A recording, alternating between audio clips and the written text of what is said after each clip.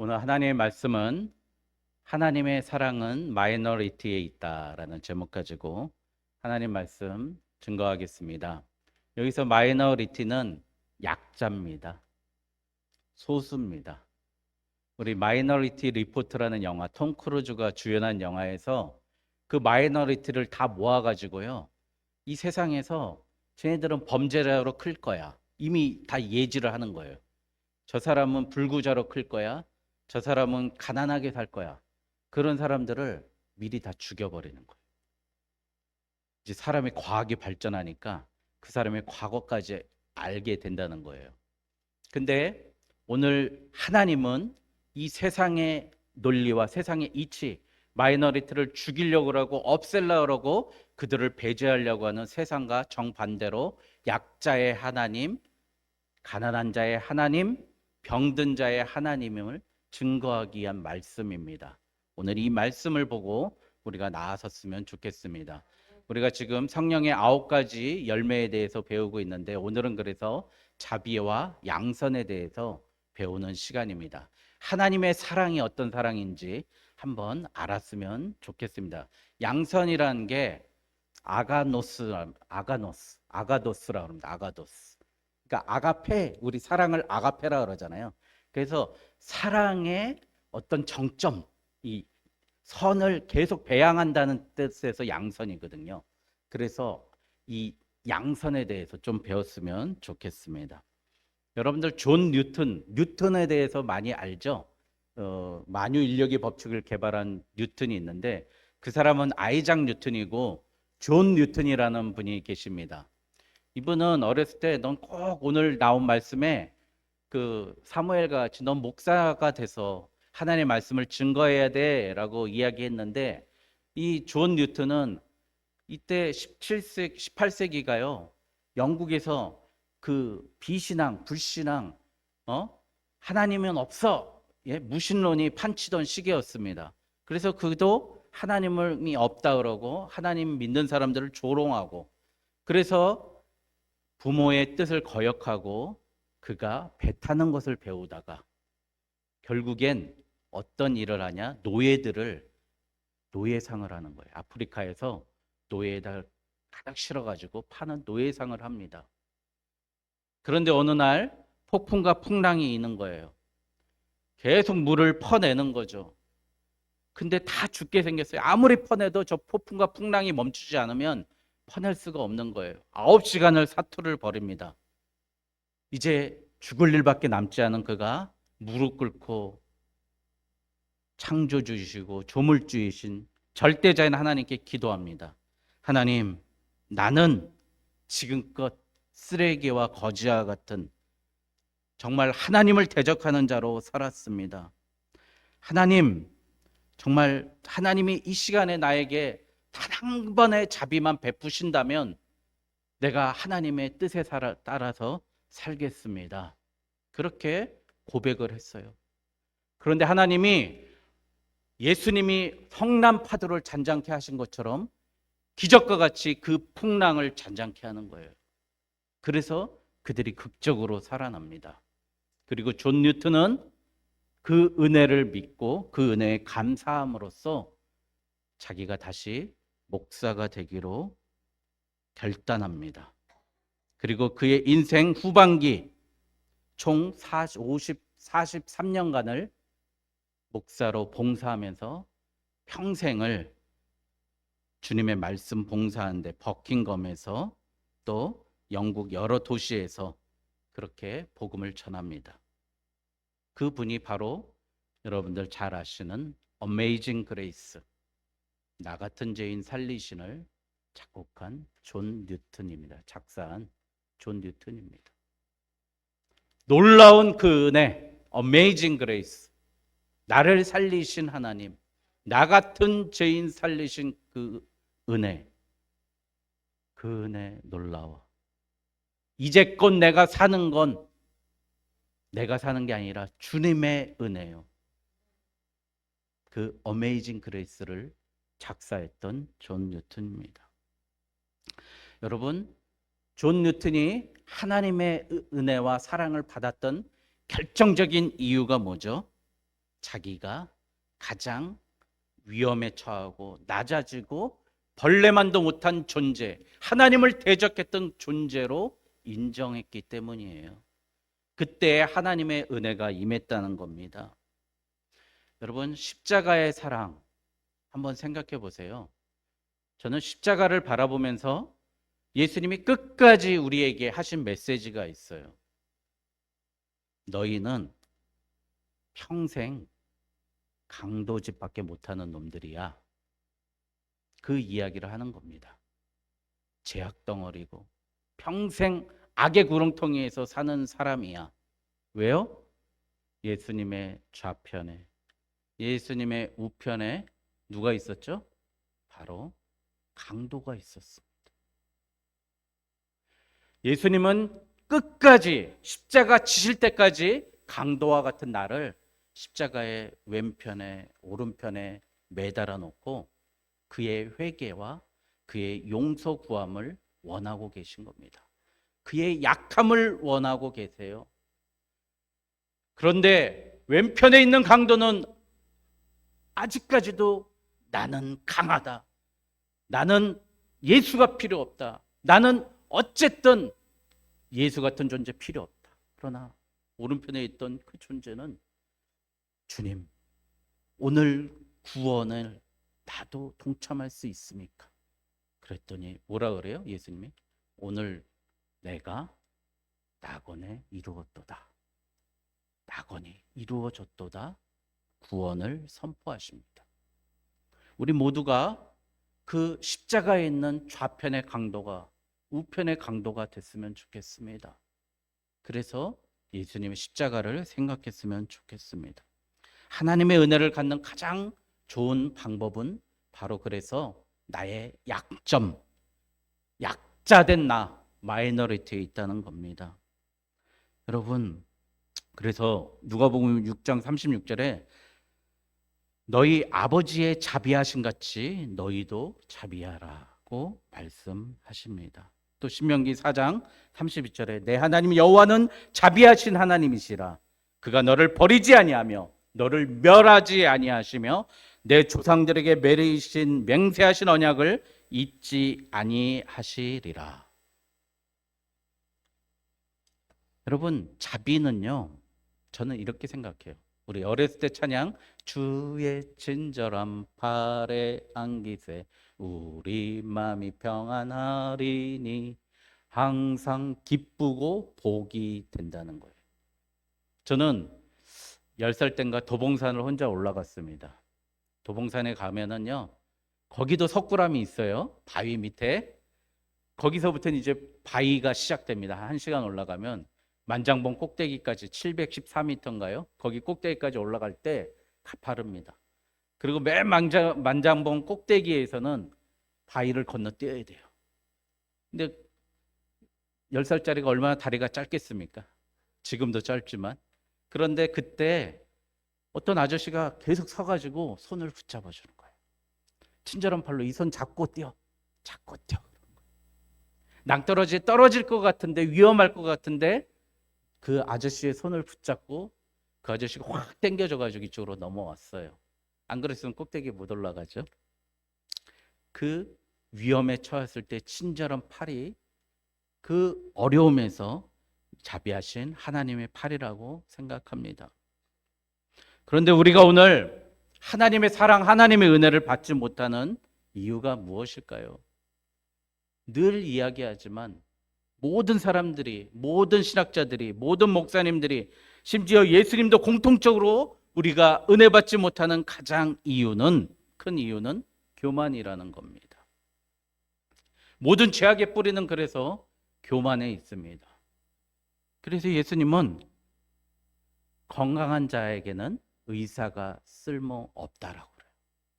병든 자라야 의사가 쓸모있고, 우리 전인이 병든 자가 오는 병원이 어디예요? 바로 우리 오직 예수 교회인 줄 믿습니다. 그래서 우리를 교만하기에 하나님은 임재할 틈이 없는 거예요. 그래서 우리가 교만을 버리고 살아야 됩니다. 그런데 우리 세상에 사람들은 딱 두 가지 종류의 사람들이 있어요. 믿는 사람들이 두 가지 종류의 사람이 있는데요.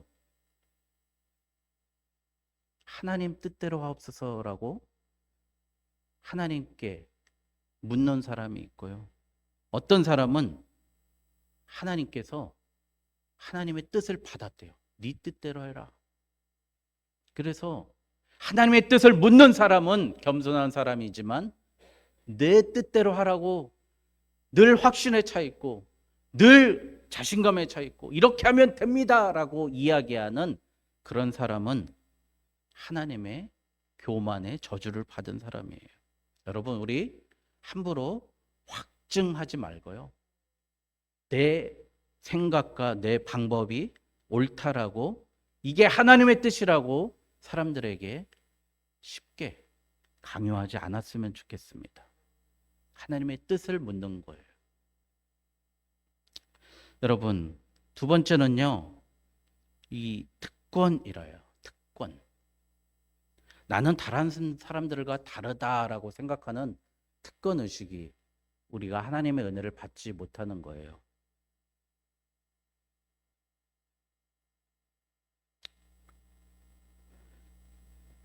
우리 삶 속에서 전 참 안타까운 우리 사역자들 특히 참 조심해야 된다고 생각해요. 어떤 분이 그러는 거예요. 나는 하나님께 부름받은 선교사라서요. 이번 주 주일 예배는요. 제가 원하는 교회 가서 예배 드리겠습니다. 자기는 아무 데서나 예배 드려도 된다는 거예요. 그럼 그게 맞나요? 나는 다른 곳에 이미 선을 행하고 있기 때문에 여기에는 내가 할 역할과 책임을 다하지 않아도 된다는 거예요. 여러분, 그런 특권 의식이 바로 바리새주의라는 거예요. 자기는 영광 받는 거예요. 다른 사람들 돕고 선교하고 그러면서 영광 받으면서 위선이 있는 거죠. 그 안에서 자기가 해야 될 책임과 도리와 의무는 못하면서, 그리고 내가 다른 교회 가면 환영받고 박수 받으니까 가는 거예요. 그런데 내 교회는 내 자리는 비워두는 거예요. 그런 특권 의식이 있는 거예요. 너는 선택받았어. 이런 생각을 우리가 버려야 됩니다. 제가 목사 안수식의 안수기도 위원으로 갔는데요. 그 은퇴하신 연로하신 목사님이요. 목사님들한테 신임 목사님들한테 권면을 하는데 깜짝 놀랐어요. 저는 말씀을 상고하십시오. 기도 하루에 1시간 이상 하십시오. 목숨 바쳐 헌신하십시오. 그럴 줄 알았는데 여기 목사님들 예배자 되십시오. 깜짝 놀랐어요. 예배 잘 드리십시오. 제가 목회 50년 해보니까 목사님들이 예배 생활에 제일 부족한 것 같아요. 저 깜짝 놀랐어요. 특권의식 때문에 그런다는 거죠. 세 번째는요, 우리가 하나님의 사랑을 받지 못하는 큰 이유가 오늘 말씀해 보면 한나가 이 저기 둘째 있잖아요. 그 분인나라는 라이벌이 있잖아요. 이때는 이제 그 다처제였잖아요. 두 번째 그 아내, 두 번째 자기 밑에 있는 이 너무 괴롭히니까. 근데 이 남편은 뭐라 그래요? 이 남편 이름 갑자기 까먹었어요. 예? 엘가나가요. 엘가나가 한나에게 갑절을 줘요. 그리고 사랑해요. 사람의 사랑과 사람의 인정, 사람의 만족은요, 충족될 수가 없습니다. 한나가 기뻐해야 되잖아요. 오늘 이 말씀에 보면 내가 10아들보다 내 사랑이 더 낫지 아니하냐. 남편이 이렇게 얘기하는데 한나는 10절에서 계속 통곡하고 울고 그래가지고 제사장이 보기에는 저 여자 술 취한 거 아니야? 그 정도로 울었다는 거예요. 여러분, 우리 착각하지 마세요. 우리가 하나님의 복을 못 누리는 가장 큰 방법은요, 가장 큰 이유는 뭐냐면 사람의 영광을 받으려고 하기 때문에. 그래서 예수님 뭐라 그래? 산상수에서 그들은 이미 그들의 상급을 받았느니라. 예? 우리가 사람의 영광과 사람의 인정과 사람의 사랑을 받으려고 하니까 자꾸 우리는 어떻게 돼요? 더 공허해지고 더 외롭고 더 그 사랑을 받으려고 죽으라고 애쓰는 거예요. 죽으라고 애쓰는 거예요. 이러는 거예요. 내가 좋아요 눌렀는데 너는 왜 나한테 좋아요 안 눌러줘? 나는 너한테 팔로우 해주는데 너는 왜 나한테 팔로우 안 해줘? 저는 이런 거 저도 막 보니까 제 친구 유명한 유튜버가 있어요. 이제 10,000명이 넘었어요. 그 유튜버 10,000명이 넘은 이유가 그거더라고요. 나를 구독해 주기 때문에 그 친구도 자기 이야기를 들어주고 구독해 줘야 되는 거예요. 이게 바로 세상의 사랑이고 세상의 인정이라는 겁니다. 근데 성경에 보면 이러지 않았던 사람이 있어요. 바나바라는 사람입니다. 바나바. 이 바나바는요, 어떤 사람이냐면 이 바울, 여러분 저 바울하고 바나바 이렇게 많이 들었잖아요. 저는 옛날에 막 이게 발음이 좀 이상했잖아요. 바나바 발음이 안 됐었는데 바나바. 이 바울이 정말 그 전에는 바나바가 인기 있었는데 바울이 점점점 그 사람들이 몰리잖아요. 그래서 성경 후반부에는요, 바울과 바나바가 안 나오고 바울과 누가 나와요? 실라가 나옵니다. 사도행전에 보면. 그냥 사라져 버리는 거예요. 안디옥 교회 그 좋은 교회 다소에 있는 바울을 자기가 가서 담임 목사해도 되잖아요. 바나바 당신이 가십시오. 자기의 모든 소유를 팔아서 예루살렘 교회를 먹였어요. 그랬더니 바나바의 특징이 뭐냐? 사람들이 모이더라는 거예요. 그 사람한테 사람들이 모이더라는 거예요. 여러분, 우리 교회에 사람들이 모이기 위해서는요, 이런 자비와 양선의 마음, 나를 낮추고자 하는 마음이 있어야 됩니다. 사람의 인정보다는 그 사람을 높이고 그 사람에게 필요를 채워주고 그래야 된다는 거죠. 여러분, 어느 농부가 농사를 짓는데요, 이 자기 집 키우던 돼지 5마리가 그 보리밭을 다 밟아버린 거예요. 먹고 막 이래버린 거예요. 망가뜨린 거죠. 근데 다 암놈이고, 암돼지가 비싼가 보죠. 암놈이고, 그 5마리 보니까 새끼를 다 뱉대요. 그래가지고 그 어떻게 배상해야 됩니까? 이렇게 걱정을 했는데 그 밭에 다 망쳐진 밭 주인이 이것들이 우리를 다 했으니까 당신 뭐 보상 뭘로 해도 못 받겠는 거예요. 돼지로 달라고 그런 거예요. 망가진 집 주인이 나 돼지로 달라고. 근데 이 사람은 다 알고 있잖아요. 저기 A 돼지 1번 돼지는 새끼 10마리 뱉고 2번 돼지는 새끼 8마리 다 알잖아요. 아까운데 어떡하죠? 목사님께 뭐 여쭤봤답니다. 목사님 저 돼지들 어떻게 합니까? 아유, 그럼 해달을 한 대로 해주세요. 그래가지고 줬대요. 그 이제 거기 돼지들이 이제 막 새끼를 낳아가지고 그 돼지들이 막 한 몇십 마리 된 거예요. 근데 한 6개월이 지났어요. 이번에는 그 윗집에 있는 황소 3마리가 와가지고 우리 논밭을 다 뭉개버린 거예요. 아싸 잘됐다. 이제 그 황소 달라 그래야지. 황소 내가 이제 가서 자 황소 주세요 그러려고 그랬는데 목사님께 그래도 여쭤봤대요.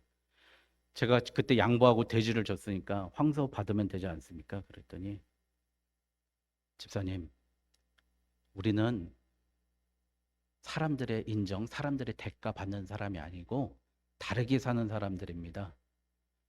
그냥 황소 그냥 돌려주시죠. 달라는 말 하지 마시고 돌려주시죠. 그래가지고 안 받겠다고 그랬답니다. 그런데 그 먼저 보리밭 망가진 주인이 찾아와서 죄송합니다 라고 하면서 그때 받았던 돼지 5마리하고 그 새끼들하고 당신께 다시 돌려드리겠습니다 그랬답니다. 여러분 얼마나 이익이에요? 6개월 동안 사료값도 안 드리고 돼지 몇십 마리 키운 거 아닙니까? 6개월이면 돼지 다 크지 않습니까? 그 많은 돼지 돌려받았답니다. 이게 바로 하나님의 방법이고 우리 믿음의 사람이 사는 방법인 줄 믿습니다. 세상과 똑같은 세상의 대가, 세상의 인정, 세상적인 방법의 은혜를 구하지 않는 게 우리의 중심, 우리의 믿음의 사람의 중심에 있습니다. 여러분 생각해 보세요. 제가 이번 주에요, 스토너라는 소설을 읽었는데요. 너무 긴 소설인데 존 윌리엄스라는 분이 1960년대에 쓴 소설이에요.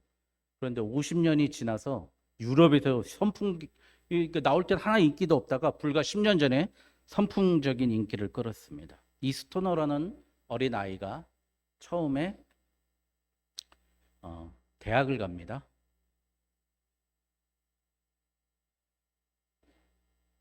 대학을 가서 되게 기쁠 줄 알았는데 부모님은 섭섭해하더라는 거예요. 일손이 없어졌다는 거. 대학에 남아서 석사 박사 과정을 공부하겠다고 하니까 일손이 없어서 섭섭해하다는 거예요.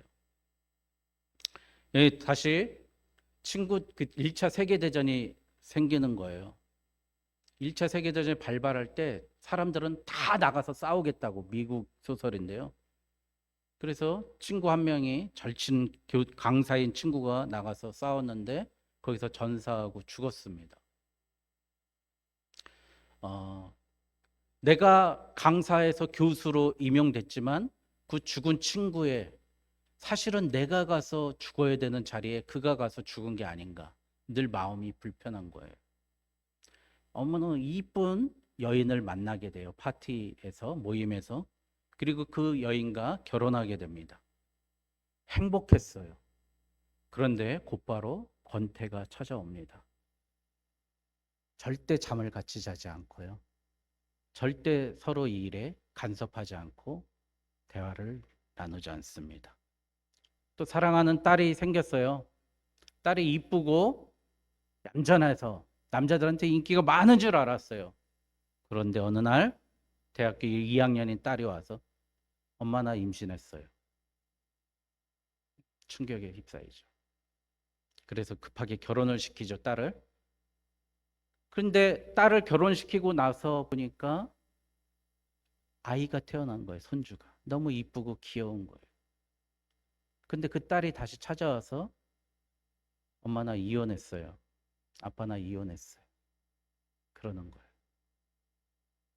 자기는 학생들을 잘 가르친다고 생각했지만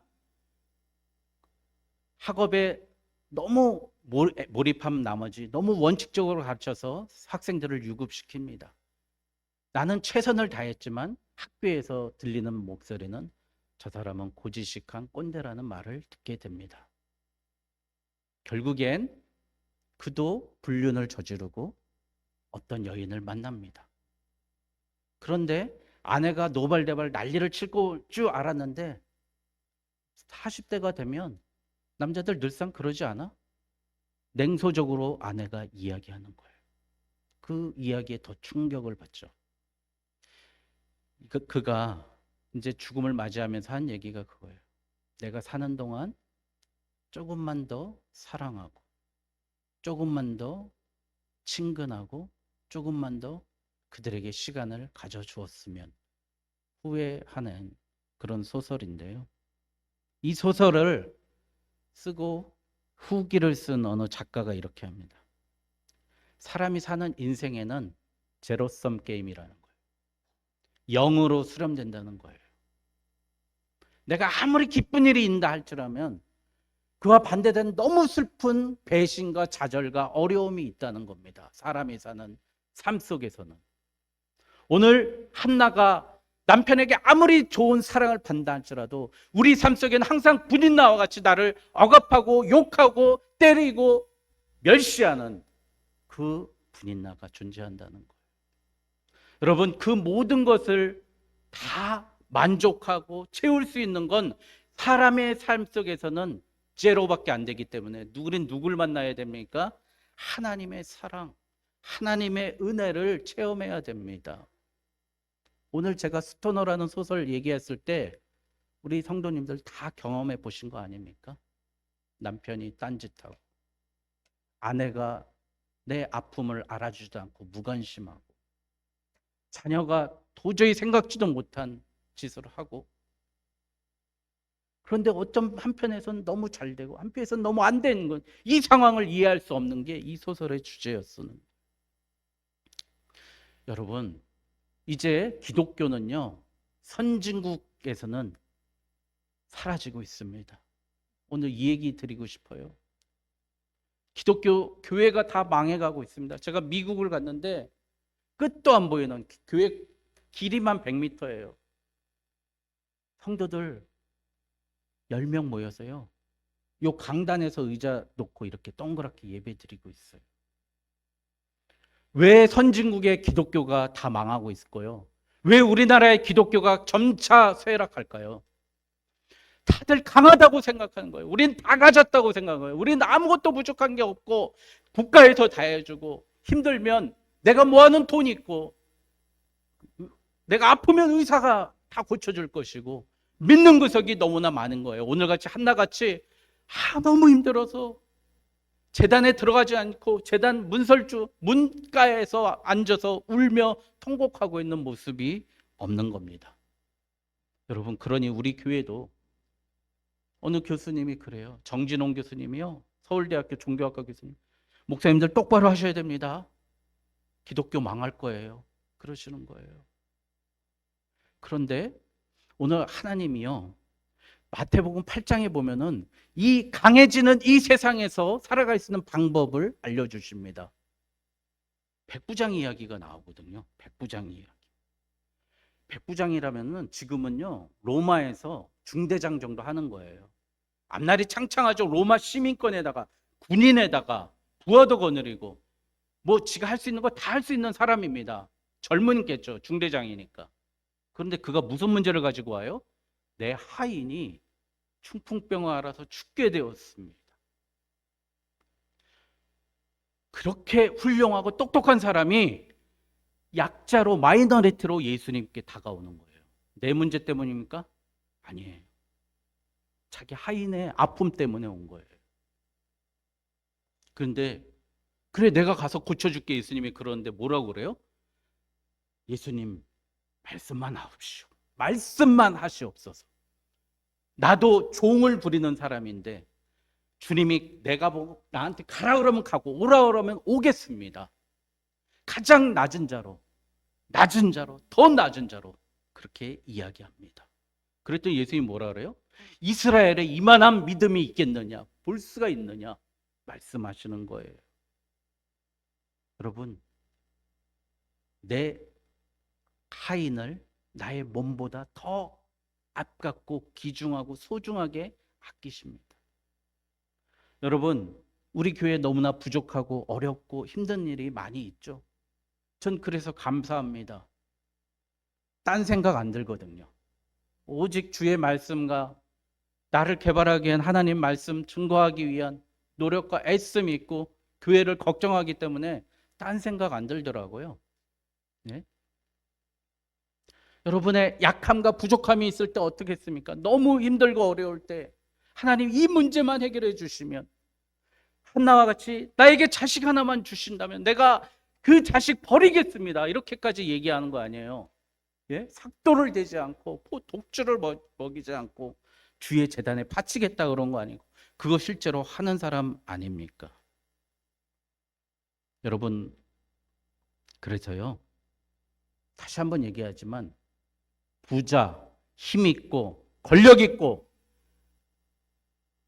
잘난 사람들은 이 시간 강력하게 말씀드립니다. 구원받을 수 없습니다. 하나님은 약자를 구원하십니다. 여러분, 그러니 우리가 약자로 내려가야 됩니다. 가장 낮은 곳으로 내려가야 됩니다. 내 마음이 하인의 아픔, 내 자녀의 아픔, 내 친구의 아픔, 우리 교회의 아픔이 있을 때 하나님께 무릎 꿇고 예수님께 무릎 꿇고 주여 가라 하면 가고 오라 하면 오겠습니다, 이 믿음을 가지고 나아야 될 줄 믿습니다. 여러분, 이게 바로 은혜를 구하는 사람입니다. 여러분, 너무 힘드니까 눈물이 나죠. 저도 그동안 많이 울었습니다. 그런데 그 눈물 때문에 제 눈꺼풀에 있었던 먼지들이 제거됐습니다. 따가움이 제거됐습니다. 오히려 그 눈물 때문에 제 눈이 맑아져서 예수님의 사랑을 체험할 수가 있었습니다. 그러니 그 눈물 너무 안타깝게 생각하지 마십시오. 우리 모두 너무나 많은 아픔과 상처 다 잘 견뎌오고 계셨지 않습니까? 그러나 거기서 멈추지 마시고 아직도 나에겐 하나님께 아픔과 상처가 많이 있습니다. 내 문제가 아니라 우리 교회의 아픔을 주님 해결해 주십시오. 우리 교회의 약함을 해결해 주십시오. 우리 가정의 약함과 부족함과 예수 알지 못하는 이 가장 심각한 문제를 주님 해결해 주십시오. 약함으로 하나님이 약한 자만 구원하신 줄 믿고 약자로 나아가는 저와 여러분 되시길 주님의 이름으로 축원드립니다.